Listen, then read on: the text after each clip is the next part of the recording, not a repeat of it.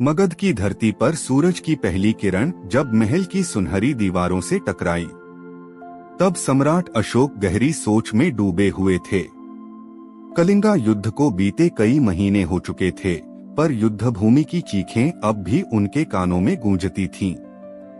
एक समय का विजेता अब अपने ही हृदय की पराजय का साक्षी बन गया था। अशोक के सामने पड़ा था रक्त से सना कलिंगा का नक्शा।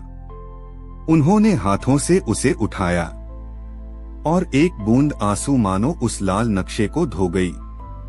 क्या यही धर्म था मेरा? उन्होंने धीमे स्वर में कहा।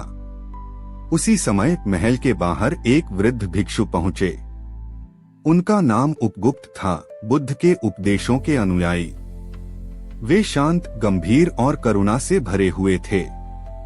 भिक्षु ने अशोक को प्रणाम किया और बोले, राजन, युद्ध से जो जीते हैं वे केवल भूमि जीतते हैं, पर जो स्वयं को जीतता है वही सच्चा सम्राट होता है।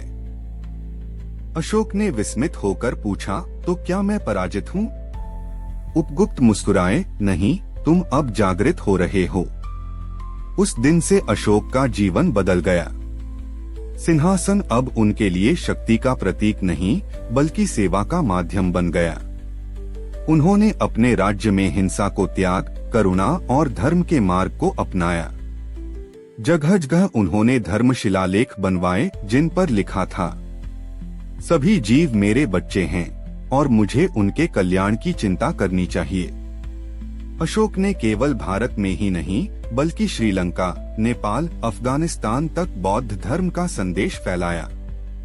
उनकी धर्म चक्र की सोच आज भारत के राष्ट्रीय ध्वज पर अंकित है, जो करुणा, न्याय और सत्य का प्रतीक है।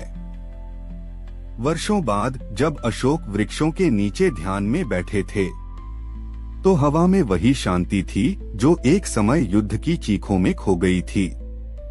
उन्होंने आंखें मूंद लीं और मुस्कुराकर कहा, मैंने कलिंग नहीं, अपने भीतर के अंधकार को जीता है। यही वह पल था जब भारत ने जाना, सच्चा इतिहास तलवारों से नहीं, बल्कि करुणा से लिखा जाता है। अगर कहानी पसंद आए तो लाइक करें। कमेंट में बताएं कि कौन सी कहानी आपको सबसे अच्छी लगी। चैनल को सब्सक्राइब करें और बेल आइकन जरूर दबाएं। अपने दोस्तों के साथ वीडियो शेयर करें। धन्यवाद।